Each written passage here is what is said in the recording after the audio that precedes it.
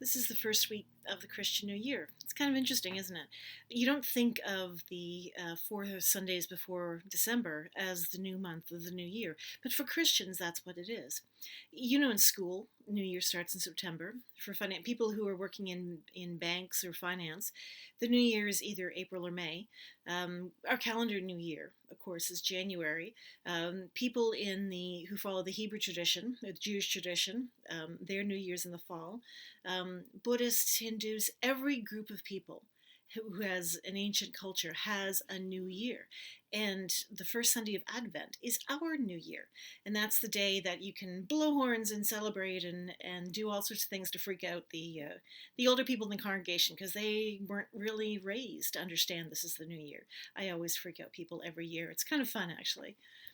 But what is Advent anyway? I mean, the whole idea is that we're waiting for the coming of Jesus. Well, Jesus has already come, and yet not. That's the complex thing about Christianity is it's an already been and not yet happened. And it's hard to get your head wrapped around that. The only word that really works for that is paradox. So we look at something that is confusing, but it can be true at the same time, even though it seems like they're opposites. See, Christianity is a really, really simple faith, but it's not an easy faith. And one of the things we have to hold in tension is hope in a world that is broken. And that's the whole idea of Advent, is that Advent itself means coming, and we're waiting for the coming of Jesus. So we celebrate many times by lighting candles. If you're in a church congregation or if you're in your home, you'll be lighting the first candle this week. And as each candle lights, the darkness lifts. Isn't that cool how that works? The Christ candle is the last one. So if you're in a place where they light the Christ candle, you can tell them you're not supposed to do that. So the Christ candle, the white one, there's only 2 times a year where we extinguish it. One is in Advent because we're waiting for the baby Jesus. He hasn't been born yet.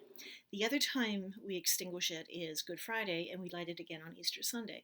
Both of these times are to say that we know that Jesus is not alive in our experience.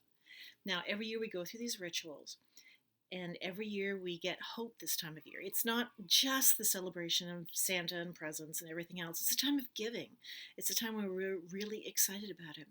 But the whole idea with Advent is that no matter how bleak and dark everything is, there is always hope. There's always something to look forward to. So I challenge you in the next number of weeks, look for things that are meaningful. Look for, Mr. Rogers used to say, look for the helpers. Look for people who are trying to make a difference. You're always going to find it. See, here's the thing. If you're only looking for the dark stuff, the broken stuff, the people who are mean, you're going to find them in spades. But if you look for the nice stuff, the kind words, the kind people, the gestures, the moments of hope, the excitement, the potential in things, you're going to find that too. And Advent challenges us to look for all the good and all the potential, no matter what other dark stuff is around. We keep adding candles each week so that every week we get to see things better because the light is better.